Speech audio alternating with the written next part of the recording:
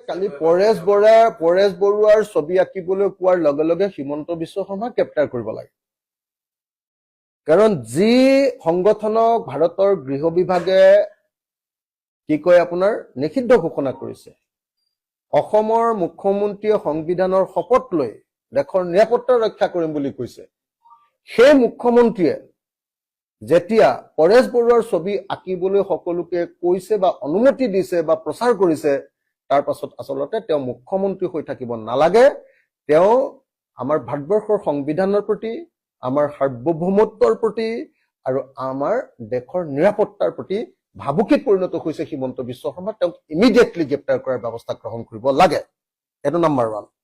Number 2, কালি আৰু এটা ঘটনা ঘটিছে। আমি ৰাইজৰ দলে ইয়াৰ তীব্ৰ বিৰোধিতা কৰিছো। এই যে মেট্ৰপলিছ বনাই আছে এতিয়া, কি এৰো মেট্ৰপলিছ, মানে এই এয়াৰপৰ্টৰ ওচৰত যে এৰো মেট্ৰপলিছ বুলি, মানে এট্ৰ চিটি কি মেট্ৰ কি কয় আপোনাৰ এৰো চিটিতকে ওপৰত পলিচ কৰি দিছে এবাৰ, তাতকে ওপৰত ডাঙৰ। কালি বাজেটো ধৰিছে মাটিৰ কাৰণে 2100 কোটি টকা।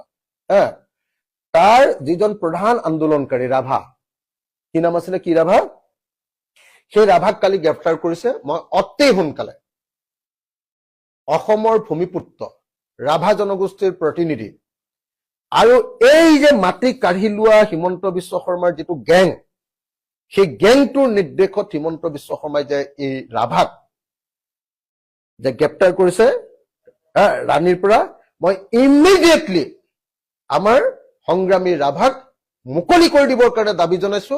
আৰু এই সম্পৰ্কে মই মুখ্যমন্ত্ৰীক নিজেও এখন চিঠি লিখি তেওঁক মুকলি কৰি দিবৰ কাৰণে দাবী উত্থাপন কৰিছো। হিমন্ত বিশ্ব শৰ্মাই যি অসম বনাইছে, যি মজ কৰিছে, হেলিকপ্টাৰ চাৰ্টাৰ্ড ফ্লাইট লৈ প্ৰত্যেক দিনাই মিটিং, আমুকক মটৰচাইকেল দিম, আমুকক আমুক কৰিম, তামুকক তামিং কৰিম, এই আটাইবিলাক আমাৰ মূৰৰ ওপৰত দিয়া এটা এটা এটা এটা টকাৰ ধাৰ। বাজেটৰ এই মূল কথাটো যিবিলাকে বুজি নাপাব, তেওঁলোকৰ কাৰণে বাজেটখন অকল কাগজৰ পাত। এতিয়া ধাৰ যে লৈছে 1,96,000 কোটি টকা, সেই 1,96,000 কোটি টকাৰ ধাৰটো আকৌ চেন্ট্ৰেল গভৰ্ণমেণ্টৰ পৰা লোৱা নাই দেই। ইয়াৰ মেইন মাৰ্কেট লোনটো হ'ল 1,26,839 কোটি টকা। তাৰমানে ধাৰো লৈছে চেন্ট্ৰেল গভৰ্ণমেণ্টৰ পৰা। যদি ধাৰ লয় তেতিয়াহ'লে কেতিয়াবা চেন্ট্ৰেল গভৰ্ণমেণ্টে মাফ কৰি দিয়ে, সেইকাৰণে তেনেকুৱা ধাৰ ল'লে বৰ এটা লোকচান নাথাকে। কিন্তু হিমন্ত বিশ্ব শৰ্মাই যিটো ধাৰ লৈছে, এইটো হ'ল মাৰ্কেট, অপেন মাৰ্কেটৰ পৰা ধাৰ, কোম্পেনীৰ পৰা, অপেন মাৰ্কেটৰ পৰা ধাৰ। অপেন মাৰ্কেটৰ ধাৰ কিমান জানেনে? 1,26,839। বাকী আটাইবিলাক লগালে, বিশ্ব বেংক, শীৰ্ষ বেংক চববিলাক যদি লগায়, ভাৰত চৰকাৰ, ভাৰত চৰকাৰ, আমাৰ গেৰাণ্টি জমা দি লোৱা ধাৰ বা এডভান্স লোৱা পইচা, সেই চববিলাক লগালে, বুজিছে নাই? চেন্ট্ৰেল গভৰ্ণমেণ্টৰ পৰা চববিলাক লগালে, বাকীকেইটা থাকেগে মাৰ্কেট লোনে কৈ গ'ল, য'ত 7ৰ পৰা 7.5% ইণ্টাৰেষ্ট দিব লাগে, 7.5ৰ পৰা 7.5% ইণ্টাৰেষ্ট দিব লাগে, তেনেকুৱা মাৰ্কেট লোনৰ পৰিমাণ হ'ল 1,26,839 টকা। এইটো মই দিয়া তথ্য নহয়, মই একদম বাজেটৰ ভিতৰৰ আচল বাজেট, মানুহবিলাকে সেই পঢ়ি দিয়াটোকে বাজেট বুলি ভাবে, সেইখন বাজেট ভাষণ। আচল বাজেটখন মই চাই এতিয়া দেখিলো, ধাৰ আছে, অপেন মাৰ্কেটৰ পৰা ধাৰ আছে 1,26,839 কোটি টকা। 1,96,000ৰ ভিতৰত 7ৰ পৰা 7.5 ইণ্টাৰেষ্ট ৰেট। আপোনালোকে ভাবক,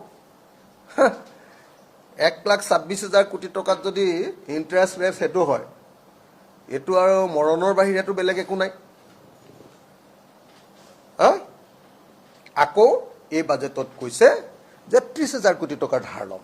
আটাইতকৈ ইণ্টাৰেষ্টিং কথা যে এই বাজেটলৈ যিমান পইচা আহিব, তাত 20% ধাৰৰ পৰা আহিব, 20% ধাৰৰ পৰা আহিব। ক'ৰ পৰা কিমান আহিব, এই পৰিমাণটো কৈ দিলে আপোনালোকৰ কাৰণে ভাল হ'ব। ইয়াত কৈছে যে কনচলিডেটেড ফাণ্ডৰ কাৰণে পইচা টোটেল আহিব, মানে একচুৱেল বাজেটখন 1,51,843.23 কোটি টকাৰ। বাকী কিবা কিবি লাংফাং বস্তু ধৰি হিমন্ত বিশ্ব শৰ্মাই সেইটো 2 লাখ কোটি টকা বুলি কৈছে। একচুৱেল এইবাৰৰ বাজেটখন 1,51,843.2 কোটি টকাৰ। ইয়াৰে ৰাজ্য চৰকাৰৰ নিজৰ আয়ৰ পৰা আহিব 1,51,000 ভিতৰত ৰাজ্য চৰকাৰৰ নিজৰ আয়ৰ পৰা আহিব 45,730.20 কোটি টকা। অৰ্থাৎ এই গোটেই বাজেটখনৰ 30.12%হে ৰাজ্য চৰকাৰে নিজে ইনকাম কৰিব। কিমান? 30.12%। তাৰমানে 70% টকা বেলেগৰ পৰা আহিব। কৰ?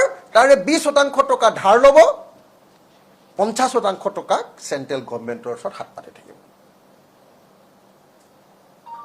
এইখন হ'ল অসম বাজেট। কেন্দ্ৰীয় চৰকাৰৰ পৰা পাব 76,113.0 কোটি টকা, অৰ্থাৎ মুঠ ৰাজহৰ 50.13% কেন্দ্ৰীয় চৰকাৰৰ পৰা আহিব আৰু ৰাজ্য চৰকাৰে ঋণ ল'ব 30,000 কোটি টকা, অৰ্থাৎ মুঠ ৰাজহৰ 19.76 প্ৰায় 20% ধন আহিব তেতিয়াহ'লে ধাৰৰ পৰা। তেতিয়াহ'লে মই আকৌ এবাৰ কৈ দিলোঁ, বুজি লোৱা ভাল আমি প্ৰত্যেকজন অসমীয়াই, যে এইবাৰৰ যিটো বাজেট 1,51,000 কোটি টকাৰ, সেই 1,51,000 কোটি টকাৰ যদি আমি 100 টকা বুলি ধৰোঁ, 100 টকা ধৰিলে তাৰ অসম চৰকাৰে 30 টকা 12 পইচা নিজে ইনকাম কৰিব, কেন্দ্ৰীয় চৰকাৰৰ পাব 50 টকা 13 পইচা আৰু ঋণৰ পৰা পাব 19 টকা 76 পইচা, অৰ্থাৎ আনৰ পৰা টকাৰে মৌজ মস্তি কৰা। আমাৰ কি চাৰ্বাকৰ সেইটো কি বুলি আছিলে? ঋণংকিত ঘিতং পিবেদ, কি আছিলে? ঋণংকৃত ঘিতং পিবেদ, কি পাহৰিলে চবে। কেন্দ্ৰীয় চৰকাৰৰ পৰা পাব 50.13%, 50.13%। ধাৰৰ পৰা আহিব 20% আৰু ৰাজ্য চৰকাৰৰ নিজৰ ইনকাম 30%।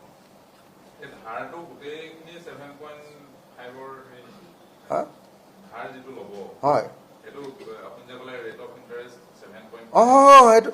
সেইটো তাৰ প্ৰায় বেছিভাগে সেইটো ক'ৰবাত এটা দুটা চেণ্ট্ৰেল গভৰ্ণমেণ্টৰ পৰা আহিবও পাৰে, সেইটো পিছত আহিলেহে আমি লিষ্টখন আহিলেহে গম পাম।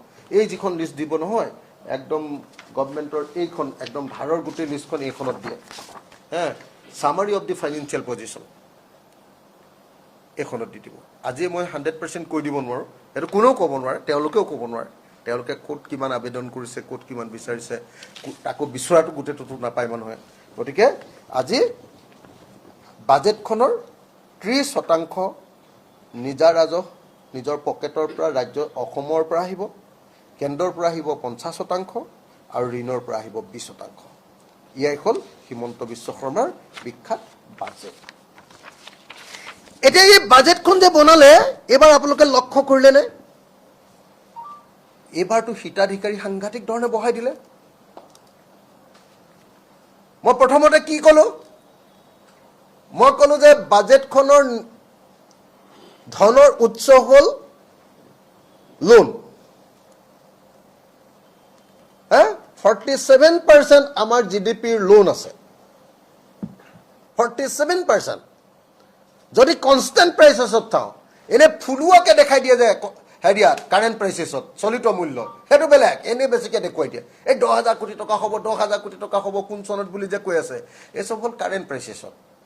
আল্টু ফাল্টু কথা এইবিলাক, এইবোৰ ফুলুৱা দেখুওৱা, ফুলাই দেখুওৱা বস্তু। কনষ্টেণ্ট প্ৰাইচেছত যিটোক কয়, কনষ্টেণ্ট প্ৰাইচেছত যিটোক বুলি কয়, সেইটো যদি আপোনালোকে চায় তেতিয়াহ'লে দেখিবলৈ পাব যে কনষ্টেণ্ট প্ৰাইচেছত আমাৰ আজিৰ দিনটোত নিজৰ গ্ৰথ ৰেট, মই অলপ আগতে কৈছিলোঁ, নিজৰ গ্ৰথ ৰেট য'ত 8%, GDPৰ গ্ৰথ ৰেট য'ত 8%, তাত আমাৰ ধাৰৰ গ্ৰথ ৰেটটো আকৌ 47% বা 44%। আগৰ বছৰ 44, তাৰপিছৰ বছৰ 47%।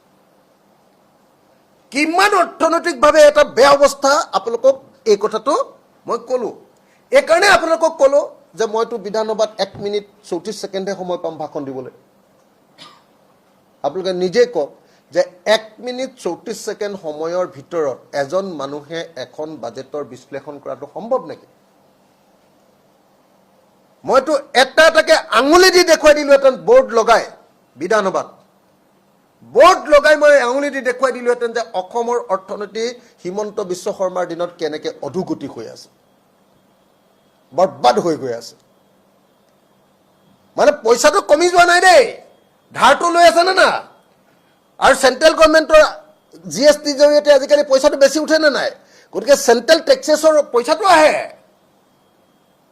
পইচাটো কমি যোৱা নাই, কিন্তু ইকনমিটো বৰবাদ। কথাটো বুজিছেনে? ইকনমিটো বৰবাদ, ধাৰ লোৱা ইকনমি, নিজৰ কোনো ইনকাম নাই। আৰু যদি আজিৰ দিনটোত চাই নিজৰ ইনকাম এইখনত দেখুৱাই দিছে, অলপ আগতে মই পঢ়ি আছিলোঁ, নিজৰ ইনকাম দিনে দিনে অন টেক্স ৰেভিনিউ আৰু নন টেক্স ৰেভিনিউ এই দুইটা লাহে লাহে লাহে লাহে কমিহে গৈছে, বাঢ়ি যোৱা নাই। ৰাজ্য চৰকাৰৰ নিজা উৎসৰ যিটো ধন সেইটো বাঢ়ি যোৱা নাই। এই যে জয়ন্ত মল্ল বৰুৱাই কৈ আছিলে এই যে 1500 কোটি টকা পাব লাগে ফৰেষ্টৰ পৰা, পাইছোঁ 500 কোটি টকা। জয়ন্ত মল্ল বৰুৱাই এনেই এইকাৰণে হাল্লা কৰি দিছে যে আগতে যিবিলাক মানুহে সেই টেক্সটো গুণ্ডা টেক্সটো চিণ্ডিকেটটো লৈ আছিলে, এতিয়া ভয় খাই জয়ন্ত মল্ল বৰুৱাক দিব লাগিব, ই মানুহকেইটা সলাই দিব পইচা তোলা। সেইকাৰণে মুখ্যমন্ত্ৰীয়ে কৈছে নহয়, এমাহ এনেকৈ প্ৰথমতে মন্ত্ৰীয়ে চিঞৰে, তাৰপিছত মালটো লৈ লয়। বুজিছেনে? য'ত ৰেভিনিউ বাঢ়িব লাগে, য'ত হ'ব লাগে ধৰক অতি কমেও 3000 কোটি টকা, তাত আমি 500 কোটি টকাও নাপাওঁ ফৰেষ্টৰ পৰা। কেলে? গোটেই লিকেজ, বালি শিল চবৰে 2 নম্বৰী টিপি, এখন টিপিত 1012লৈকে যায় নেকি এখন ট্ৰাক ন? এখন টিপিত, এটা টিপিত, বুজিছে নাই? জয়ন্ত মল্ল বৰুৱা তেওঁ যে চিণ্ডিকেটৰ কাম কাজবিলাক যে আৰম্ভ কৰিছে এতিয়া, আৰু সেই মানুহজনে তেওঁৰ নিজৰ মানুহ কেইটামান আনি ঘপককৈ কি পশুপ্ৰেমী নেকি তেনেকুৱা বুলি আকৌ মানে ঘপককৈ টপকাই দিলে। ক'ৰ পৰা টপকিলে এইবিলাক বস্তু আচলতে? ক'ৰ এতিয়া ব্ৰইলাৰ কমিটিখন ক'ৰ পৰা আহিলে আচলতে? ব্ৰইলাৰ মুক্তি সংগ্ৰাম সমিতিটো ক'ৰ পৰা আহিলে? সেই বস্তুটো আমি বুজি পোৱা নাই। মূল কথাটো কি? মূল কথাটো হৈছে বৰ্তমান সময়ত অভাৱনীয় মূল্যবৃদ্ধিয়ে সাধাৰণ জনতাক হাহাকাৰ পৰিস্থিতিৰ মাজত আচলতে জীয়াই থাকিবলৈ বাধ্য কৰাইছে। এই মুহূৰ্তত প্ৰতিটো সামগ্ৰীৰ আকাশলংঘী মূল্যবৃদ্ধি হৈছে। আৰু অখিল দাই কালি যিবিলাক কথা কৈছে, আপোনাৰ ব্ৰইলাৰ চিণ্ডিকেটৰ কথা তেওঁ উত্থাপন কৰিছে, সেই কথাটো যদি আপোনালোকে চাই, আমি দেখিছোঁ অখিল দাই যিটো উত্থাপন কৰিছে তেওঁ এনেই উত্থাপন কৰা নাই। আমিও ভাবিছিলোঁ অলপ সময়ৰ কাৰণে সঁচা সঁচিকৈ ইমান পৰ্যায়ত চিণ্ডিকেট হৈছে জানো, কিন্তু আমি চাৰ্চ কৰি চালোঁ, আপোনাৰ ইণ্টাৰনেটতো এভেইলেবল এটা কণীৰ কথাটো অখিল দাই কৈছে যে প্ৰতিটো কণীত 3 টকা আমাৰ পৰা বেছিকৈ লয়। সেই কথাটো হয়, আপোনালোকে দেখিব, আপোনালোকেও যদি চাই তেতিয়া দেখিব আচলতে আজিৰ দিনটোত অসমত গুৱাহাটীত এটা কণীৰ দাম কিমান। সেই ৰাইজে বৰ্তমান সময়ত এটা কণীত আচলতে কেইটকা দি কিনিব লাগে, ইয়াতে আপোনাৰ লিখা হৈছে, আপোনালোকে জানিব যে আপোনাৰ নেশ্যনেল এগ কোঅৰ্ডিনেশ্যন কমিটি, এই কমিটিখনে যিটো আচলতে ইয়াত আমাক চাৰ্ট দেখুৱাইছে, তেওঁলোকে কৈছে প্ৰতিটো কণীত আচলতে 5 টকা 76 পইচাত সাধাৰণ ৰাইজে পাব লাগে। সেইটো হৈছে আপোনাৰ support price, minimum support price, যিটোৰ জৰিয়তে আচলতে আমি সেই একেটা দামত পাব লাগিছিলে 5 টকা আপোনাৰ 76 পইচা। আজিৰ দিনটোত এটা কণীৰ দাম 8.5 টকাৰ পৰা 9 টকা 10 টকা হৈ গ'ল। গতিকে এই কথাটো যে এতিয়া এই 5 টকীয়া কণীটো যে আপোনাৰ 8 টকা হ'ল, 3 টকাটো যে বেছিকৈ ল'লে, সেইটোতো আপোনাৰ তেওঁলোকে চিণ্ডিকেট নকৰা হ'লে আমিতো 5 টকাত পাই গ'লোহেঁতেন। 5 টকাত পাবলগীয়া কণীটো এতিয়া যে 8 টকাত বিক্ৰী কৰি আছে, সেই কথাটো ক'বলৈ যাওঁতে সেই জয়ন্ত মল্ল বৰুৱাৰ গাত লাগিলে। আৰু সেইকাৰণে তেওঁৰ সতীৰ্থ কোনোবা তেওঁৰ চেলা চামুণ্ডা কাৰোবাক লৈ আহি ঘপককৈ, আপোনালোকে চাওকচোন, অখিল দাই প্ৰটেষ্টটো কৰাৰ লগে লগে কেনেকৈ আৱিৰ্ভাৱ হ'ল এটা কমিটি, পশুপ্ৰেমী কমিটিটো ঘপককৈ ক'ৰ পৰা টপকিলে? সেই কথাটো আপোনালোকে বিবেচনা কৰিছে। সেইটো আচলতে জয়ন্ত মল্ল বৰুৱাৰ কোনোবা ড্ৰাইভাৰ চাইভাৰো হ'ব পাৰে, তেওঁৰ মুঠতে ৰান্ধনিও হ'ব পাৰে, তেনেকুৱা ধৰণৰ কোনোবা মানুহ তাতে বিধানসভাতে আছিলে চাগে, আৰু ঘপককৈ তেওঁলোকক সন্মুখলৈ লৈ আহি কিবা এইটো ব্ৰইলাৰ কমিটি এটা বনাই, ব্ৰইলাৰ ৰক্ষা কমিটি বনাই আচলতে সেইটো মূল ইছ্যুটোৰ পৰা মানুহক ডাইভাৰ্ট কৰিবৰ কাৰণে আহিছে। কিন্তু মানুহে বুজি পায় যে বৰ্তমান সময়ত ব্ৰইলাৰৰ পৰা আৰম্ভ কৰি কণীৰ পৰা আৰম্ভ কৰি কিমান আচলতে আপোনাৰ চিণ্ডিকেটৰ কাৰণে দাম বৃদ্ধি হৈছে, এই কথাটো আচলতে বৰ্তমান সকলো মানুহে উপলব্ধি কৰিব পাৰিছে। আৰু আপোনালোকে কালি আৰু এটা কথা নিশ্চয় দেখিছে, গোটেই কথা বতৰাবিলাক আহিছে যে চিণ্ডিকেট ৰাজৰ অৱসান ঘটাওক, মূল্যবৃদ্ধি ৰোধ কৰক। সেইটো কেৱল অখিল গগৈৰ প্ৰতিবাদ নহয়, মূল্যবৃদ্ধি ৰোধ কৰক বুলি আমি প্ৰতিবাদ সাব্যস্ত কৰিছোঁ। অসমৰ ৰাইজেও কৈ আছে যে মূল্যবৃদ্ধি কিয় নিয়ন্ত্ৰণ কৰা নাই চৰকাৰে। প্ৰতিটো সামগ্ৰীৰ আকাশলংঘী মূল্যবৃদ্ধিৰ ফলত আজি সাধাৰণ মানুহে আচলতে চলিব নোৱাৰা এটা অৱস্থা যে আহিছে। এই মুহূৰ্তত এই কথাটো ক'বলৈ যাওঁতে যিধৰণে চৰকাৰী পক্ষই আচলতে গোটেই কথা বতৰাবিলাক বিভ্ৰান্ত কৰিবৰ কাৰণে একাংশক যে মূল্যবৃদ্ধিৰ সপক্ষত বুলি ক'ব লাগিব, এতিয়া সপক্ষত যিধৰণে আচলতে ওকালতি কৰিবৰ কাৰণে চৰকাৰী পক্ষই ব্যৱহাৰ কৰিছে, সেইটো কোনো কাৰণতে উচিত হোৱা নাই। আৰু ৰাইজেও সেই কথাবিলাকত যাতে বিভ্ৰান্ত নহয় সেই কথাটো আমি আহ্বান জনাম। তাৰপাছত আৰু এটা কথা আপুনি সুধিছিলে, কি সুধিছিলে? মই কিন্তু এই বিষয়টো আমি পুনৰ সেই বিষয়টোলৈ যাম। কিন্তু এই দুজন ব্যক্তি যেতিয়া আমি মিডিয়াৰ বাইট দেখিছোঁ বা এই দুজন ব্যক্তিক কেতিয়াবা আপোনালোকে প্ৰত্যক্ষ কৰিছেনে এই পশুপ্ৰেমীৰ ক্ষেত্ৰত বা তেখেতলোকে কাম কাজ কৰাৰ ক্ষেত্ৰত কেতিয়াবা আপোনালোকৰ দৃষ্টিত পৰিছিল নে এই মানুহকেইজন? মই কৈছোঁৱে, সেয়া হৈছে জয়ন্ত মল্ল বৰুৱাৰ আচলতে তেওঁৰ সাংগু পাংগুৱে হ'ব, তেওঁৰ লগত থকা মানুহে হ'ব। আমি কোনোদিন গুৱাহাটীত এই মানুহকেইজনক কেতিয়াও আমি দেখা নাই। সেই পশু আপোনাৰ ৰক্ষা কৰিবলৈ অহা সেই কমিটিটো আমি কেতিয়াও দেখা নাই। যেতিয়া পশুবিলাক নিধন হৈ থাকে, আপোনাৰ এই যে বলি বিধান প্ৰথাবিলাক যে হয়, আপোনাৰ ছাগলী বলি দিয়া হয়, আপোনাৰ হাঁহ বলি দিয়া হয়, সেইবিলাকৰ ক্ষেত্ৰততো এই মানুহবিলাকৰতো মাতবোল নাই, আমি কেতিয়াও দেখা নাই। এই মানুহবিলাক কেনেকৈ ঘপককৈ টপকিলে সেই কথাটো আমি বুজি পোৱা নাই। যে পশু ৰক্ষা কমিটিখন কালি ব্ৰইলাৰ, এইটো খাবলগীয়া ব্ৰইলাৰ, সেই ব্ৰইলাৰটো আচলতে এই অখিল দাই প্ৰটেষ্ট কৰোঁতে ব্ৰইলাৰত যে চিণ্ডিকেট হৈছে সেই কথাটো ক'বলৈ যাওঁতেই যে তেওঁলোকে যে সন্মুখলৈ আহিলে ব্ৰইলাৰ ৰক্ষা কৰিবৰ কাৰণে, বেলেগ ইমান আপুৰুগীয়া সম্পদ আছে আমাৰ, সেইবিলাকৰ ক্ষেত্ৰত তেওঁলোকৰ মাতবোল আছেনে নাই? আমাৰ যিধৰণে বৰ্তমান সময়ত আমাৰ জীৱকুলৰ প্ৰতি ভাবুকি আহিছে সেইবিলাক ক্ষেত্ৰতো তেওঁলোকক আমি কেতিয়াও দেখা পোৱা নাই। গতিকে এই মানুহবিলাক আচলতে মই কোৱা কথাটোৱে দেই, আপুনি মিছা বুলি নাভাবিব, সেইটো ডেফিনেটলি এই কি বুলি কয়, সেই নামটো কি তেখেতৰ, আজি যে আপোনাৰ বাজেট দাখিল কৰিব, জয়ন্ত মল্ল বৰুৱা। জয়ন্ত মল্ল বৰুৱাৰ আচলতে ৰান্ধনি বা ড্ৰাইভাৰ তেনেকুৱা ধৰণৰ মানুহেই হ'ব লাগিব। আমি কোনোদিনে সেই মানুহবিলাকক আচলতে পশু ৰক্ষাৰ কাৰণে কিবা মাতবোল কৰা কোনোদিন অসমত আমি দেখাই নাই। গতিকে সেই মানুহবিলাকৰ কথাত, মূল কথাৰ পৰা আচলতে মানুহক ডাইভাৰ্ট কৰিবৰ কাৰণে সন্মুখলৈ জয়ন্ত মল্ল বৰুৱাই যে লৈ আহিছে, সেই মানুহবিলাকৰ গাত দুখ নাই। সেই গোটেই পৰিকল্পনা প্ৰযোজনাটো আচলতে চৰকাৰী পক্ষ কৰিছে। সেই মানুহবিলাকক ব্যৱহাৰ কৰি তেওঁ মানে এই ইছ্যুটো, মানে মূল্যবৃদ্ধিৰ কথাটো তল পেলাবৰ কাৰণে এতিয়া বেলেগ ফালে মানে ঢাল খুৱাবলৈ বিচাৰিছে। সেইটো কথাটো কোনো কাৰণতে অসমৰ ৰাইজে মানি নলয়। মোৰ এটা প্ৰশ্ন থাকিব, যিহেতু পশুপ্ৰেমী বুলি কৈছোঁ, যিনে আচলতে ব্ৰইলাৰকেইটাক ওলমাই লৈ অহাৰ কাৰণে তেখেতলোকে ৰাজপথলৈ ওলাই আহিছে বা তেখেতলোকে প্ৰতিক্ৰিয়া প্ৰকাশ কৰিছে। কিন্তু বহুত ডাঙৰ ডাঙৰ খবৰ কিন্তু অসমৰ বৰ্তমান সময়ত যিকেইটা সংবাদ গোষ্ঠীয়ে বৰ্তমান মুহূৰ্তত বাতৰিটো সম্প্ৰচাৰ কৰিছে, কিন্তু বহু মানে কি হয়, গুৰুত্বপূৰ্ণ বাতৰিতকৈ এইটো বিশেষ স্থান দিয়া হৈছে। কিবা পৰিকল্পনা চক্ৰান্ত, এইটো আপুনি ধাৰণা কৰেনে? দেখিছোঁ দেই, আমি দেখিছোঁ যে আমাৰ বহুত আচলতে প্ৰচাৰ মাধ্যমত, টিভি চেনেলত বিশেষকৈ আমি দেখা পাইছোঁ যে মূল ইছ্যুটো কি আছিলে। মূল ইছ্যুটো আছিলে আপোনাৰ মূল্যবৃদ্ধি আৰু আপোনাৰ চিণ্ডিকেট। সেই কথাটো আপোনাৰ তল পেলাবৰ কাৰণে এটা অদ্ভুত যিটো আপোনাৰ ধাৰণা তেওঁলোকে মানুহৰ মাজলৈ লৈ যাব খুজিছে, যে সেইটো কি কথা আছে বাৰু। ব্ৰইলাৰ দুটা লৈ আহিলে, ব্ৰইলাৰটো এনেকৈ ওলমাই ব্ৰইলাৰ বেপাৰীবিলাকে সদায় ৰাখেই, সেই সময়ত সেইবিলাকৰ ক্ষেত্ৰত এই মানুহবিলাকৰ কিয় মাতবোল নাছিলে, কিয় মাতবোল নাই? আপোনালোকে ব্ৰইলাৰ দোকানবিলাকত চাওক বা যিকোনো আপোনাৰ এই মাছ মাংসৰ দোকানবিলাকত চাব, সেইবিলাকত দেখোন সদায় এনেকেই ৰাখে। কালি যিটো প্ৰতিবাদ সাব্যস্ত কৰিছে অখিল দাই, তাত ক'বলগীয়াটোতো তেওঁলোকৰ একো নায়েই আচলতে। কাৰণ সাধাৰণ মানুহে বৰ্তমান সময়ত যি ধৰণে জ্বলা-কলা খাইছে সেই কথাটো, বাস্তৱ কথাটোকে সন্মুখলৈ আনিছে আৰু সেইটো এটা ইছ্যু হিচাপে এষ্টাব্লিছ হৈছিলে। সঁচা কিয় ৰাইজে এই কথাটোক চাইছিলে আৰু সকলোৱে সমৰ্থনো জনাইছিলে আৰু চৰকাৰক জবাবদিহি কৰিবলৈ গৈ আছে। সঁচাকৈ ইমান চিণ্ডিকেট চলাই আমাৰ ওপৰত আচলতে মাধমাৰ মাৰিছে। আৰু সেই কথাটোক এতিয়া মিডিয়াবিলাকৰ ক্ষেত্ৰত মিডিয়াৰ ইছ্যুটো কি হ'ব লাগিছিলে? মিডিয়াৰ ইছ্যুটো হ'ব লাগিছিলে সঁচাকৈ মূল্যবৃদ্ধি আৰু চিণ্ডিকেটৰ কাৰণে যে আচলতে সাংঘাতিক ধৰণৰ এটা পৰিস্থিতিৰ সৃষ্টি হৈছে, আমি যে ভুক্তভোগী, আজি যে অসমৰ ৰাইজে চলিব পৰা নাই, সেই কথাটোহে আচলতে ৰাইজৰ মাজলৈ লৈ যোৱা উচিত আছিলে। এতিয়া অদ্ভুত কথা এটা আপোনাৰ সন্মুখলৈ আনি আপোনাৰ এই পশুপ্ৰেমীবিলাকক ইমান হাইলাইট কৰি দিছে কেলে? সেই পশুপ্ৰেমীবিলাকক হাইলাইট কৰি দিয়াৰ মূল কথাটো হৈছে এইটো চৰকাৰী প্ৰগ্ৰেম। এই প্ৰগ্ৰেমটো জয়ন্ত মল্ল বৰুৱাৰ, এই প্ৰগ্ৰেমটো হিমন্ত বিশ্ব শৰ্মাৰ। কালি আপোনাৰ পশু ৰক্ষা কমিটিখন, এইটো আচলতে মই ভাবোঁ যে বিজেপিৰ এটা ব্ৰাঞ্চ। এই বিজেপিৰ ব্ৰাঞ্চটোৱে কালি আপোনাৰ ঘপককৈ আপোনাৰ অখিল গগৈৰ প্ৰতিবাদৰ পাছতে এঘণ্টাৰ পাছত তেওঁলোক সন্মুখলৈ আহিছে।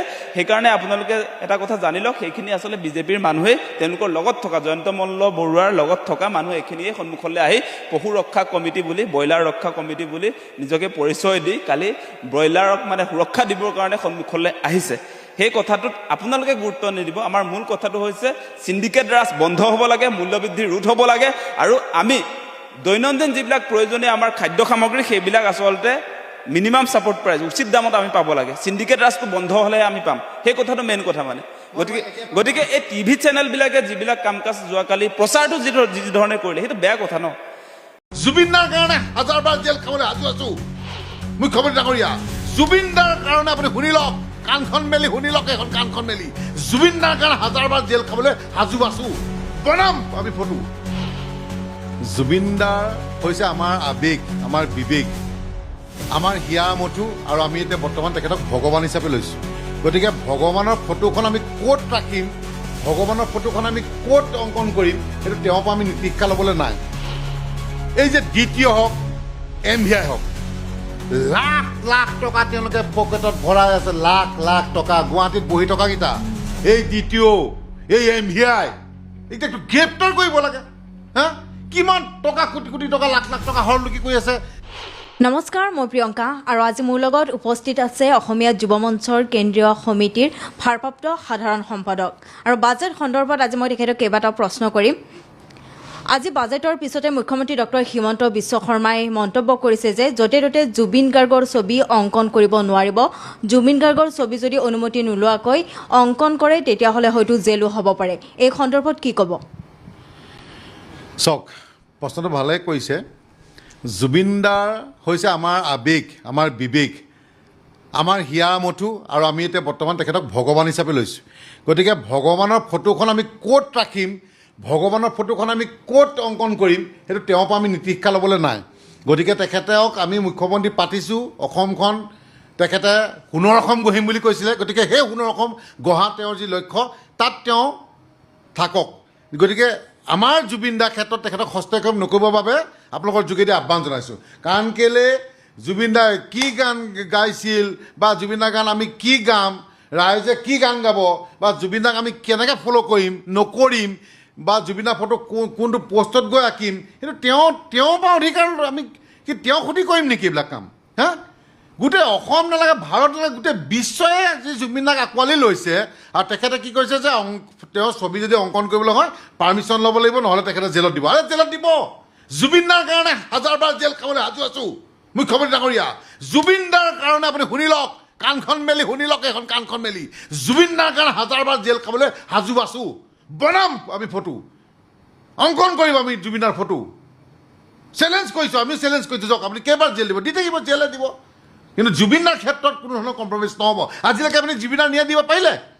হা, ড্ৰাগছ বেপাৰী আপুনি গুলিয়াব পাৰে, ৰেপিষ্টক গুলিয়াব পাৰে, হা, ধৰ্ষণকাৰীক গুলিয়াব পাৰে, কিয় গুলিয়াব নোৱাৰিলে জুবিনদাৰ হত্যাকাৰীক? কওক। আপুনিতো কৈছে যে, আপুনিতো কৈয়ে থাকে যে জুবিনদাক, আমাৰ জুবিনদাক এইকেইটাই, এই লম্পটকেইটাই হত্যা কৰিলে, কালপিতকেইটাই।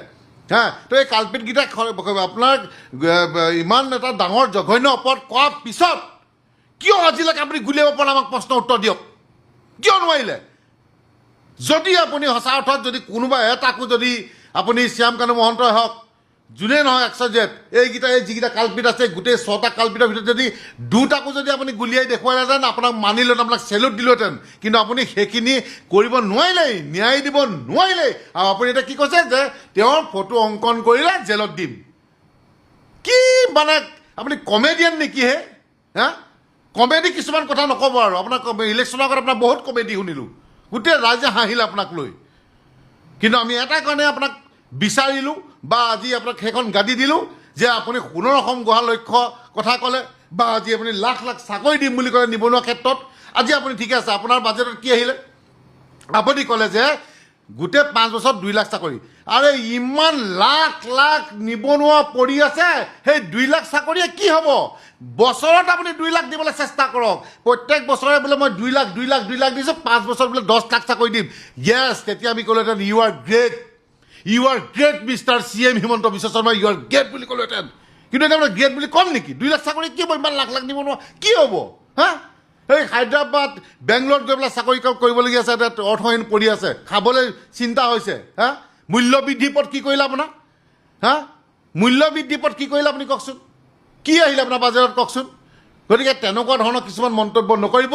হা জুবিন দা আমাৰ আৱেগ বিবেক য়েছ আপুনি কৈছে যে পৰেশ বৰুৱা ডাঙৰীয়া এজন তেখেতৰ ফটো অংকন কৰিব লাগে কিবা কৰিব লাগে আৰে কৰিম নকৰিম সেইটো অসমৰ জনগণে ডিচাইড কৰিব আমি কৰিম আপুনি কৈ দিলে আমি কাইলৈ গৈ পেলাই আমি পৰেশ বৰুৱা ডাঙৰীয়া আমি ফটো অংকন নকৰোঁ দেই জীৱন আমাৰ জীৱন জুবিন দা আমাৰ গৌৰৱ আমাৰ হাৰ্ট অফ দি অ'চেন গতিকে আমি চিন্তা কৰিম তেখেতৰ কথা আৰু মই দ্বিতীয়টো প্ৰশ্ন কৰিব বিচাৰিছোঁ যে মূল্য বৃদ্ধি প্ৰতিটো সামগ্ৰীৰে মূল্য বৃদ্ধি হৈছে কিন্তু বিভিন্ন ধৰণৰ আঁচনিৰ কথা কৈছে চৰকাৰে ৰাজ্যবাসীক বিভিন্ন ধৰণৰ আঁচনি দিব আৰু মুছলমান সমাজৰ শিক্ষা ক্ষেত্ৰতো বিভিন্ন ধৰণৰ কথা কৈছে বৃহৎ পদক্ষেপ গ্ৰহণ কৰিম বুলি ইতিমধ্যে মন্তব্য কৰিছে বাজেটত আজি এই সন্দৰ্ভত কি ক'ব কি ক'ম এই সন্দৰ্ভত কি ক'ম কালি পৰখিলৈকে যিজন মুখ্যমন্ত্ৰী ডাঙৰীয়াই যে অবৈধ মিয়া বাংলাদেশীক খেদিব লাগে বুলি ইলেকশ্যনটো জিকি ল'লে হা মূল্যবৃদ্ধি ৰোধ কৰিম বুলি ক'লে তেল দিম দালি দিম চাউল দিম নিমখ দিম আটা দিম সকলো দিম বুলি কৈ পেলাই টুপি আৰু জাপি এটা দি পেলাই ভোট ল'লে জিকিলে আৰু এতিয়া ঠিকে আছে আমি মানিম যদি সঁচা অৰ্থত খিলঞ্জীয়া মুছলমানসকলক যদি দিবলৈ তেখেতে বিচাৰিছে দিয়ক কিন্তু এনেকুৱা কিছুমান চৰ অঞ্চলত য'ত নেকি এতিয়া উচ্ছেদ চলি আছে বা আজি উচ্ছেদ কৰাৰ পিছতো বাংলাদেশলৈ তেওঁলোকক প্ৰেৰণ কৰিব পৰা নাই তেওঁলোকক যদি তেনেকুৱা আঁচনি দিবলৈ যায় কিন্তু আমি কিন্তু আপোনাক ক্ষমা নকৰিম চিধা কথা স্পষ্ট কথা ভাই আমি কিন্তু ক্ষমা নকৰিম দয়া নাই ক্ষমা নাই যিভাগে আপুনি কয় আমাৰ ফালৰ পৰা কিন্তু দয়া নাই ক্ষমা নাই চিধা কথা স্পষ্ট কথা কাৰণ আপুনি কৈছিলে যে কোনো ধৰণৰ মিয়া বাংলাদেশীত ইয়াত থাকিবলৈ দিয়া নহ'ব সেইকাৰণে আপোনাক ভাল পাবলৈ শিকিছিলোঁ আপোনাক ভাল পাইছিলোঁ আপোনাক সমৰ্থন কৰিছিলোঁ আমি কৈছোঁ যে অসমীয়া যুৱ মঞ্চই 1000জন সৈনিক দিম আপুনি অবৈধ মিয়া বাংলাদেশী খেদক লাখ লাখ গোটেই কোটি কোটি অসমৰ জনগণে আপোনাক সেই সময়ত আমাক গালি পাৰিলে অসমীয়া যুৱ মঞ্চক হা আপোনাৰ এজন বিজেপি কৰ্মী দেখুৱাই দিয়কচোন যিজন বিজেপি কৰ্মীয়ে আপোনাৰ ফটোত গাখীৰ ঢালিলে কিন্তু একমাত্ৰ এটাই সংগঠন অসমীয়া যুৱ মঞ্চ এজনে ব্যক্তি আকাশ শইকীয়া যি নেকি আপোনাক ভাল পাবলৈ শিকিছিলোঁ আপোনাৰ ফটোত গাখীৰ ঢালিছিলোঁ আৰু মই কৈছিলোঁ যে 6 জনগোষ্ঠী জনজাতিকৰণ যদি দিয়ে অবৈধ মিয়া বাংলাদেশী যদি সঁচাকৈ খেলি পঠিয়ায় যোনে যিমান যি গালি পাৰিব আই ডোণ্ট কেয়াৰ মই এইবাৰ মুখ্যমন্ত্ৰীৰ ঘৰত গৈ তেখেতক হৰদম আৰু দিঠকত মই তেখেতক মানে গাখীৰ ঢালিম দিঠকত গৈ গংগাৰ পৰা গংগাজল আনি তেখেতক গাত গংগাজল ঢালিম কিন্তু এতিয়া ঢালিম নে মই গংগাজল ঢালিম নে মই গাখীৰ আপোনাক সুধিছোঁ প্ৰশ্ন কৰিবলৈ বিচাৰিছোঁ গতিকে এইবিলাক কথা চাওক কিছুমান কথা সহ্য কৰিব নোৱাৰা কিছুমান কথা নক'ব চিধা কথা স্পষ্ট কথা আমি খিলঞ্জীয়া মুছলমানসকলৰ লগত আছোঁ কিন্তু কোনো ধৰণৰ মিয়া বাংলাদেশীৰ লগত আমি নাই চিধা কথা স্পষ্ট কথা অখিল গগৈয়ে ব্যতিক্ৰমীভাৱে প্ৰতিবাদ কৰিছে ঠেলাত মাছ লৈ আহিছে ব্ৰইলাৰ লৈ আহিছে কণী লৈ আহিছে মূল্যবৃদ্ধি বিৰুদ্ধে প্ৰতিবাদ কৰিছে তাৰপিছতে নীতিন গাডকাৰীৰ যি পেট্ৰল ইথানলৰ নীতি আছে সেই নীতিৰ বিৰুদ্ধে নীতিন গাডকাৰীৰ বিৰুদ্ধে প্ৰতিবাদ সাব্যস্ত কৰিছে সেই সন্দৰ্ভত কি ক'ব পেট্ৰল যিহেতু ইথানল মিহলি কৰা হৈছে তাৰ লৈ এতিয়া বহু গাড়ী বেয়া হোৱা বুলি কোৱা হৈছে কি ক'ব চাওক এতিয়া বাজেটত তেনেকুৱা ধৰণৰ বা সদনত তেনেকুৱা ধৰণৰ কিছুমান আলোচনা হ'লে ভাল লাগিলেহেঁতেন যে আজি যেনেকৈ আজি পেট্ৰলৰ লগত ইথানল মিক্স কৰিছে গতিকে সেইটোৱে যদি ক'লেহেঁতেন যে আমি অসমে গ্ৰহণ নকৰোঁ যেনেকৈ আজি নেপালেতো ডাইৰেক্ট নেগলেক্ট কৰিলে যে এনেকুৱা তেল আমাক নালাগে এনেকুৱা তেল আমি নিকিনো গতিকে আমাক কিয় ভাৰত চৰকাৰে ক'ব পৰা নাই কিয় অসম চৰকাৰে ক'ব পৰা নাই হা গতিকে এইখন যিখন বাজেট আমি ইতিমধ্যে গোটেইখন চোৱা নাই যিমানখিনি দেখিলোঁ একদম কামেকীয়া বাজেট একদম ফাল্টু বাজেট এখন আজি দিছে গতিকে এই বাজেটক লৈ আমি অসমীয়া যুৱ মঞ্চৰ লগতে মোৰ হিচাপত অসমৰ জনগণো সুখী নহয় কাৰণ কেলৈ চাওক চাই আজি 4খন নে 3খন নে 4খন দেখিছোঁ মেডিকেল কলেজ ক'ৰবাত দিছে কিন্তু জিলাসমূহ বোলে কি দিছে কোনখন জিলাত কি দিছে দেখুৱাই দিয়কচোন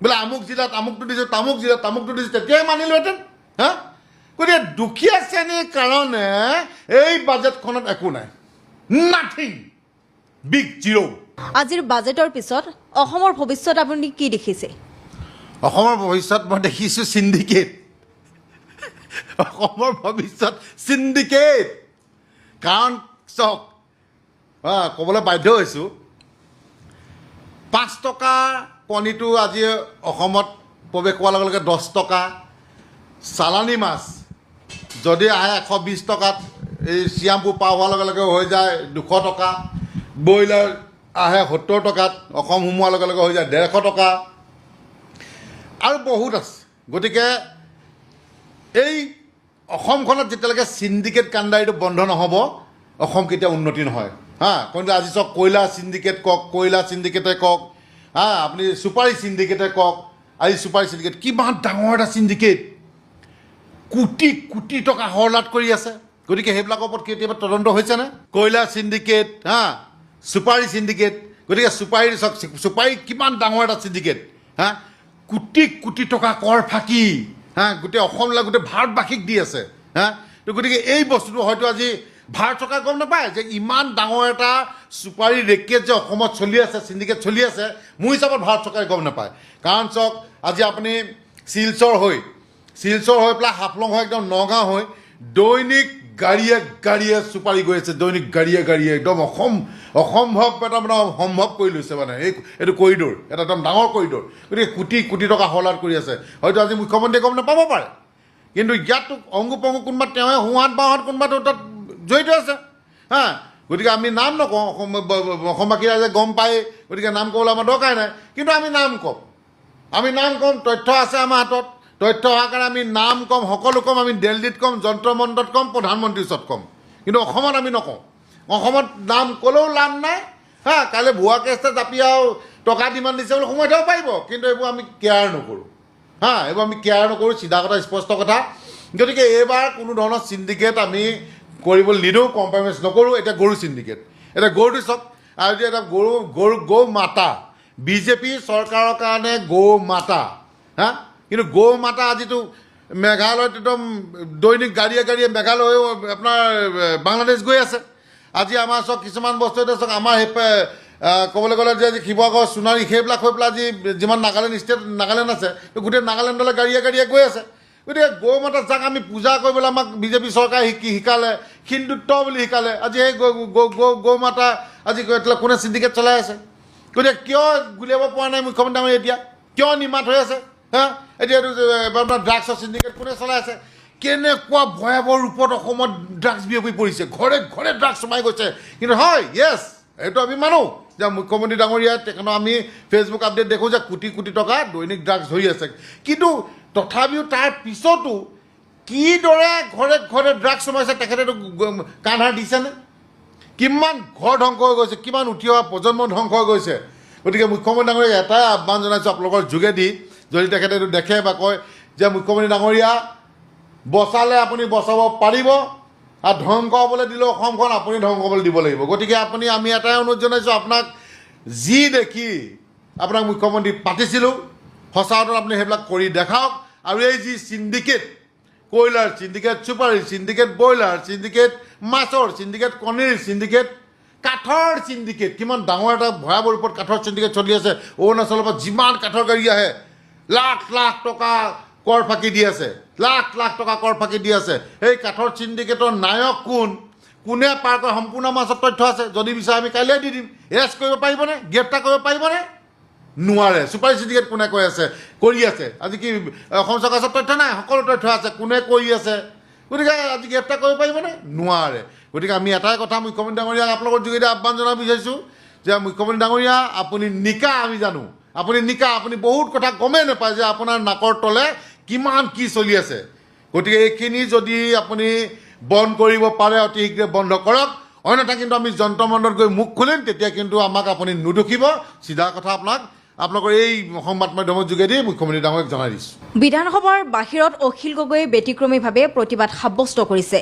অখিল গগৈয়ে ঠেলাত মাছ লৈ আহিছে, কণী লৈ আহিছে, মূল্যবৃদ্ধিৰ বিৰুদ্ধে প্ৰতিবাদ সাব্যস্ত কৰিছে, আৰু লগতে প্ৰতিবাদ সাব্যস্ত কৰিছে নীতিন গাডকাৰীৰ বিৰুদ্ধে, যি পেট্ৰলত ইথানল মিহলি কৰিছে, তাক লৈ প্ৰতিবাদ সাব্যস্ত কৰিছে। এই সন্দৰ্ভত কি ক'ব?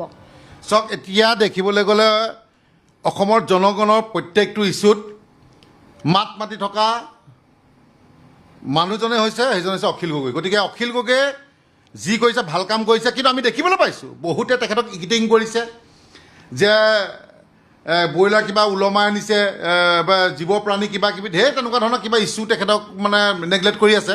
গতিকে এইবিলাক নেগলেক্ট কৰি লাভ নাই, তেখেতে সঠিক আৰু ভাল কথাত মাত মাতি আছে। গতিকে অখিল গগৈক আমি অসমীয়া জনতাই সমৰ্থন জনাইছোঁ আৰু সমৰ্থন কৰিম।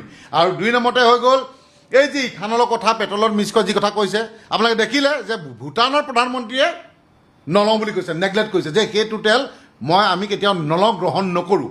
কাৰণ কেলৈ ভূটানৰ প্ৰধানমন্ত্ৰীয়ে বুজি উঠিছে যে কিমান দুখীয়া শ্ৰেণীৰ মানুহে কিস্তিত ইনষ্টলমেণ্টত যাক কয় ইনষ্টলমেণ্টত গাড়ী লৈছে আৰু সেই গাড়ীখন ইতিমধ্যে আমি বহুত আপোনালোকৰ নিউজ চেনেলৰ যোগে দেখিয়ে আছোঁ যে কিমান গাড়ী ধ্বংস হৈ গৈছে কিন্তু দেখা নাই আমাৰ অসমৰ মুখ্যমন্ত্ৰীয়ে দেখা নাই আমাৰ এই মিনিষ্ট্ৰীসকলে যিকেইটা চিণ্ডিকেটৰ কাণ্ডাৰীৰ লগত জড়িত এই মিনিষ্ট্ৰীসকলে কিন্তু দেখা নাই যে এই গাড়ী বেয়া হৈছে বা ইথানৰ লগত পেট্ৰল মিক্স কৰি পেলাই যে কিমান গাড়ী যে ধ্বংস হ'বলৈ গৈছে তেওঁলোকে দেখা নাই একমাত্ৰ চিধাচিধি কথা স্পষ্ট কথা ক'বলৈ গ'লে এই যি নীতিন গাডকাৰী সঁচাকৈ অৰ্থত ক'বলৈ গ'লে প্ৰশংসনীয় কাম কৰি আছিলে ভাল ৰাস্তা গোটেই ব্ৰিজ দিছিলে কিবা ক'ত ভাল কাম কৰিছিলে আমি ভাল পাইছোঁ আদৰি লৈছিলোঁ কিন্তু এতিয়া ঘৃণা কৰোঁ কিন্তু সেইজন মন্ত্ৰীক এতিয়া ঘৃণা কৰোঁ কেলৈ ঘৃণা কৰোঁ তেখেতে অসমলৈ গোটেই ভাৰতবাসীক তেখেতে কি কৰিলে যে তেখেতৰ যি পুত্ৰ আছে সেই পুত্ৰ মৰমত অন্ধ হৈ পেলাই তেওঁলোকৰ কোম্পানীয়ে যি ইথানলৰ কোম্পানী চলাবৰ কাৰণে যিটো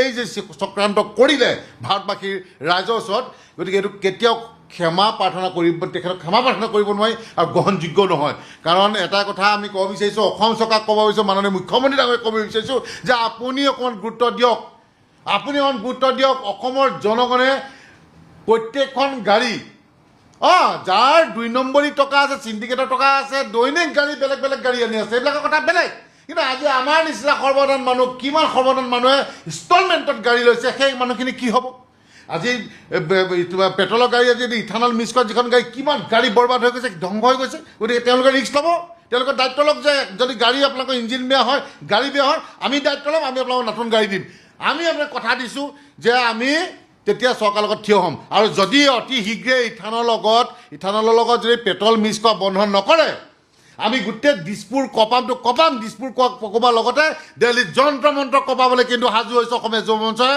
আপোনালোকৰ যোগেদি মুখ্যমন্ত্ৰী আৰু নীতিন গাডকাৰীক কৈ দিছোঁ আজি 26 আৰু 27 বাজেট দাখিল কৰা হৈছে আৰু নতুন বিত্তমন্ত্ৰী জয়ন্ত মল্ল বৰুৱাই বাজেট দাখিল কৰিছে আৰু নতুন বিত্তমন্ত্ৰী জয়ন্ত মল্ল বৰুৱাৰ বাজেটক লৈ আপুনি কিমান সুখী হ'ম আপোনালোকে জানেই যে গোটেই ছ'চিয়েল মিডিয়া বা ছ'চিয়েল মিডিয়াকে আদৰি আপোনাৰ গোটেই নিউজ চেনেলতে এতিয়া চাওক আৰু এটা কথা কওঁ এই যে দ্বিতীয় হওক MVI হওক লাখ টকা তেওঁলোকে পকেটত ভৰাই আছে লাখ টকা গুৱাহাটীত বহি থকাকেইটা এই দ্বিতীয় এই MVI এতিয়াতো গ্ৰেপ্তাৰ কৰিব লাগে কিমান টকা কোটি টকা লাখ টকা হৰলুকি কৰি আছে মুখ্যমন্ত্ৰীয়ে গম পায়নে নাপায় কিমান গাড়ী নতুন গাড়ী পুৰণা গাড়ী কিমান গাড়ী পৰা মাহে পইচা লৈ আছে এখন গাড়ী ধৰিলে কিমান টকাকে তেওঁলোকে কালেকশ্যন কৰি আছে কিমান টকা তেওঁলোকে চৰকাৰ ঘৰত শ্ব' কৰি আছে যদি চৰকাৰ ঘৰত শ্ব' কৰি আছে তেওঁলোকে 10 টকা পকেটত ভৰাই আছে 30 টকা গতিকে ক'ৰ পৰা উন্নয়ন হ'ব মুখ্যমন্ত্ৰীক সুধিছোঁ গতিকে অকল আপুনি কিছুমান সৰ্বসাধাৰণ মানুহে যিয়ে সৰু মাটি বালি কৰি আছে সেইবিলাকৰ লগত লাগি লাভ নাই এখন পৰিয়াল চলি আছে আপুনি ধৰিবলৈ যদি আছে ধৰক ৰৌ বাহু বৰালি ধৰক কুটি এই যে পুঠি খলিহনাৰ কথা বাদ দিয়ক আৰু ঠিক আছে মুখ্যমন্ত্ৰী ডাঙৰীয়া যে ইমান দম ফালি আছে যে আমি 102খন মানে আসন পালোঁ কি অকল তেওঁ দমত তেওঁ জিকিছে কি তাত অসমৰ জনগণৰ অৰিহণা নাই তাত কি RSSৰ অৰিহণা নাই RSS নহ'লে জিকি দেখুৱাওক চাওঁ অসমৰ জনগণে যদি মৰম তেখেতক নিদিয়ে চাওঁ জিকি দেখুৱাওক চাওঁ অসমৰ যদি দল সংগঠন তেখেতক মৰম নিদিয়ে চাওঁ জিকি দেখুৱাওক চাওঁ গতিকে তেনেকুৱা ধৰণৰ কিছুমান মানে কথা বা বাক্যই কিন্তু আমাক আঘাত কৰে গতিকে চিধাচিধি কথা এটা কথা ক'ব বিচাৰিছোঁ যে ধৰিবলৈ আছে আপুনি ৰৌ বৰালিক ধৰক এই দ্বিতীয়ক ধৰক MVIক ধৰক তেওঁলোকৰ আপোনাৰ ঘৰ প্ৰপাৰ্টি বেংকত কিমান কোটি টকা বেংক বেলেঞ্চ আছে ক'ত পাহাৰৰ পইচা খিচিছে এইবোৰ এনকুৱাৰী কৰক এই ফৰেষ্ট মিনিষ্টাৰ এজনক দি পেলাই গৰুচুৰ এজনক ফৰেষ্ট মিনিষ্টাৰ দি পেলাই এই সৰু মাটি বালি এগাড়ী দুগাড়ী আনি ইনষ্টলমেণ্ট দি আছে গোটেই পৰিবাৰ পোহপালন দি আছে তো এইবিলাকৰ লগত পিছত লাগি লাভ নাই যে কিমান টেক্স দিছে কিমান নাই দিয়া কিমান কৰ লাগে গতিকে ধৰিবলৈ আছে ৰৌ বৰালি ধৰক এই দ্বিতীয় MVI গুৱাহাটীত থকা এই বদমাছকেইটাক ধৰক তেতিয়া মানিম যে মুখ্যমন্ত্ৰী ডাঙৰীয়া ইউ আৰ গ্ৰেট নমস্কাৰ কালি অখিল গগৈয়ে বিধানসভাৰ সন্মুখত এটা প্ৰতিবাদ কৰিলে আৰু প্ৰতিবাদটো কৰাৰ পিছত একাংশ বাম উকিল জঁপিয়াই পৰিছে এই বাম উকিলসকলৰ কথাটো হ'ল যে তেওঁ অখিল গগৈয়ে প্ৰকৃতি বিৰোধী কাম কৰিছে ব্ৰইলাৰ মুৰ্গী ওলোমাই। এতিয়া মই বিগত কিছুদিন ধৰি অখিল গগৈৰ সমালোচক হিচাপে আছোঁ আৰু অখিল গগৈয়ে বিগত 5টা বছৰে কোনো আন্দোলন কৰা নাছিল, জনগণৰ কোনো সমস্যাৰ ক্ষেত্ৰত মাত মতা নাছিল, মাত্ৰ বিধানসভাত হকে বিহকে কিছুমান তৰ্ক কৰি কিছুমান কাম কৰি যিবিলাক তেওঁ বিতৰ্ক সৃষ্টি কৰিছিলে তেনেকুৱা কিছুমান কাম কৰিছিলে। কিন্তু জনগণৰ যিবিলাক সমস্যা, খাদ্য বস্ত্ৰ বাসস্থানৰ সমস্যা, পট্টাহীনতাৰ সমস্যা, জলসিঞ্চনৰ সমস্যা, উচ্ছেদৰ সমস্যা, এইবিলাক লৈ অখিল গগৈয়ে বিশেষ আন্দোলন কৰা নাছিল। তো সেইটো মই সমালোচনা কৰিছিলোঁ। এজন সংগ্ৰামী ব্যক্তি হিচাপে অখিল গগৈৰ আন্দোলন যদি নকৰে অখিল গগৈৰ প্ৰাসংগিকতা লাহে লাহে হেৰাই যাব আৰু একাংশই অখিল গগৈক নানা ধৰণৰ কুৎসা ৰটনাৰে তাচ্ছিল্যৰে ভৰাই পেলাব। সেনেকুৱা পৰিৱেশ সৃষ্টি হ'ব আৰু হ'বলৈ আৰম্ভ কৰিছে। কালি প্ৰথমটো আন্দোলন কৰিলে আৰু সেই আন্দোলনে সমগ্ৰ অসমত এক আশাৰ সঞ্চাৰ কৰিছে যে তেওঁলোকৰ কথা ক'বলৈ আকৌ কোনোবা এজনে আৰম্ভ কৰিছে। তো এনে এটা অৱস্থাত আজি সেই কথাটোৰ পিছত, সেই আন্দোলনটোৰ পিছত একাংশ বাম উকিল জঁপিয়াই পৰিছে। সেই বাম উকিলসকলে বোলে প্ৰকৃতি বিৰোধী কাম কৰিছে, অখিলে বোলে জীৱ বিৰোধী কাম কৰিছে, এনে বহুত কথা অভিযোগ আনিবলৈ আৰম্ভ কৰিলে। এইসকল বাম উকিলে জানেনে যে পশ্চিমবংগৰ পৰা এই যে ট্ৰাকে ট্ৰাকে যিবিলাক ব্ৰইলাৰ মুৰ্গী আহে সেইবিলাকক কেনেকৈ আনে, কেনেকুৱা ধৰণে তেওঁলোকক শাস্তি দি আনে, সেই কথাটো তেওঁলোকে জানেনে? শ্ৰীৰামপুৰ গেটত বা ৰাস্তাত আহোঁতে কিমান মুৰ্গী হেঁচাত মৰি যায় তেওঁলোকে জানেনে? কিমান পোৱালীৰ মৃত্যু হয় তেওঁলোকে জানেনে? আৰু তেওঁলোকেই কৈছে, বাম উকিলসকলেই কৈছে যে অখিল গগৈয়ে বোলে কোনোবা মুৰ্গী বেপাৰীৰ নিচিনা কাম কৰিলে। অৰ্থাৎ মুৰ্গী বেপাৰীসকলে দৈনিক ৰাস্তাত সেই ধৰণেতো চাইকেলত ওলোমাই নিয়ে আছে, ঠেলাত ওলোমাই নিয়ে আছে, সেইবিলাক হ'লে এওঁলোকে নেদেখে। সেইটো হ'লে এওঁলোকে নেদেখে। যেতিয়া এটা আন্দোলন কৰিলে হক কথাত লৈ 2টা মুৰ্গী ওলোমাই, তেতিয়াহ'লে তেওঁলোকে ইমান নিকৃষ্ট কথা কৈছে যে অখিল গগৈ পুত্ৰক বোলে তেনেকৈ ওলোমাই ল'ব লাগে। হেই, নিকৃষ্টতাৰ এটা মান থাকিব লাগে। ইমান নিকৃষ্ট কথা ক'ব পাৰে নেকি নিজৰ পুত্ৰক ওলোমাই লোৱাৰ কথা? ব্ৰইলাৰ মুৰ্গী মানুহে খাবলৈ পোহে, ব্ৰইলাৰ মুৰ্গী মাৰিবলৈ পোহে। ব্ৰইলাৰৰ বেলেগ অন্য একো কাম নাই। লোকেল মুৰ্গী এটাইও কণী পাৰে, লোকেল মুৰ্গী এটাৰো কাম আছে। কিন্তু ব্ৰইলাৰ মুৰ্গী কেৱল খাবৰ কাৰণে, কেৱল ডিঙি কাটিবৰ কাৰণে, কেৱল মুচৰি মাৰিবৰ কাৰণে, কেৱল কিবা হাতুৰিয়া মাৰিবৰ কাৰণে ব্ৰইলাৰ মুৰ্গী খেতি কৰা হয়, এইটো খেতি হয়। তো সেই ব্ৰইলাৰ মুৰ্গীটোক লৈ পেলাই এতিয়া এইসকল বাম উকিলে পূৰা একদম মানে TRP সৃষ্টি কৰিছে, পূৰা একদম এনেকুৱা ধৰণে তেওঁলোকক যেন টিভিত কথা কোৱা মানুহ অন্য কোনো নাই। নিকৃষ্ট, চূড়ান্ত নিকৃষ্ট। এই ধৰণৰ কাম কৰাৰ কাৰণেই আচলতে আন্দোলন নাইকিয়া হৈছে। আন্দোলন নাইকিয়া হোৱাৰ কাৰণে চৰকাৰে যি মন যায় তাকে কৰিছে। বস্তুৰ মূল্য বৃদ্ধি কৰিছে, বস্তুৰ ভেজাল কৰিছে, বস্তুৰ বিভিন্ন প্ৰকাৰে নাটনি কৰিছে। গেছৰ গৈ 300 টকাৰ পৰা আজি গৈ 1200 টকা হ'ল। আজি যি কমাৰ্চিয়েল চিলিণ্ডাৰৰ দাম কিমান হ'ল? এইসকল বাম উকিলে খবৰ ৰাখিছেনে? এইসকল বাম উকিলে খবৰ ৰাখিছেনে? শ্ৰীৰামপুৰ গেটত যদি এটা কণীত 3 টকাকৈ লয় তেতিয়াহ'লে কণীৰ কিমান দাম বাঢ়িছে? ইয়াত যদি সেই 3 টকাটো নথকাকৈ হয়, ইয়াত 3 টকা কমত পাব। অৰ্থাৎ 10 টকা কণীটো 7 টকাত পালেহেঁতেন, 7 টকা কণীটো ইয়াত 5 টকাত পালেহেঁতেন, 4 টকাত পালেহেঁতেন। তো এই যি আন্দোলন, সেই আন্দোলনটোৰ মূল কথাটোক বাদ দি এটা অদৰকাৰী কথাত বিতৰ্ক সৃষ্টি কৰিছে। কিন্তু আমি কওঁ যে অখিল গগৈ আন্দোলন কৰিবই লাগিব। অখিল গগৈ আন্দোলন কৰিব এইকাৰণেই লাগিব যে জনসাধাৰণে কিন্তু সঁচাকৈয়ে বৰ জ্বলা যন্ত্ৰণা পাই আছে। জনসাধাৰণে নিজৰ অধিকাৰক লৈ ব্যাপকভাৱে আচলতে হতাশগ্ৰস্ত হৈ পৰিছে। খোৱা পিন্ধাৰ সমস্যাৰ সৃষ্টি হৈছে, ব্যাপক মূল্যবৃদ্ধিৰ সৃষ্টি হৈছে, ফলস্বৰূপে মানুহে খাব নোৱাৰা অৱস্থাৰ সৃষ্টি হৈছে। কেৱল মাত্ৰ বিনামূলীয়া চাউলকেইটা দিয়াৰ কাৰণে 83 লাখ মানুহে ভাতকেইটা, কেৱল সুদা ভাতকেইটা খাই আছে, দাইল অকণ কিনি খাব পৰা নাই। এই কথাবিলাক এই বাম উকিলকেইজনে মনত নাই তেওঁলোকে অখিল গগৈ আক্ৰমণ কৰিবলৈ আহিছে, আন্দোলন এটা কৰিছে ইমান 5 বছৰৰ পিছত। তাৰপিছত কি কৰিছে তেওঁলোকে? তাৰ প্ৰতিবাদ কৰাৰ নামত চৰকাৰক আচলতে সুবিধা কৰি দিছে। সেয়েহে এই বাম উকিলসকলৰ কথা কেতিয়াও শুনা উচিত নহয়। মানুহে বাম উকিলসকলৰ পৰিচয় চিনি পোৱা উচিত। এওঁলোক কাৰ এজেণ্ট হৈ কাম কৰিছে এওঁলোকে জনা উচিত। কাৰণ এওঁলোক প্ৰকৃতিপ্ৰেমী নহয়। এওঁলোক প্ৰকৃতিপ্ৰেমী হ'লে প্ৰকৃতিক যে বলি দিয়ে, এই কামাখ্যাত যে বলি দিয়ে, মহ বলি দিয়ে, বা কিবা ছাগলী বলি দিয়ে, ঘাঁহ বলি দিয়ে, পাৰ বলি দিয়ে, বেলেগ বেলেগ বলি দিয়ে, সেই বলিবিলাকৰ তেওঁলোকে বিৰোধিতা কৰিলেহেঁতেন। তেওঁলোকে কুৰবানীৰ বিৰোধিতা কৰিলেহেঁতেন। তেওঁলোকে সেইবোৰ বিৰোধিতা কৰা নাই।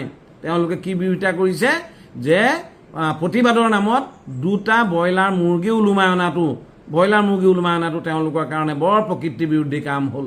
ধিক্কাৰ জনাইছোঁ এই মানসিকতাক, ধিক্কাৰ জনাইছোঁ এনেকুৱা কথাৰ জৰিয়তে আচলতে মূল সমস্যাক তল পেলোৱাৰ মানসিকতাক। ধন্যবাদ।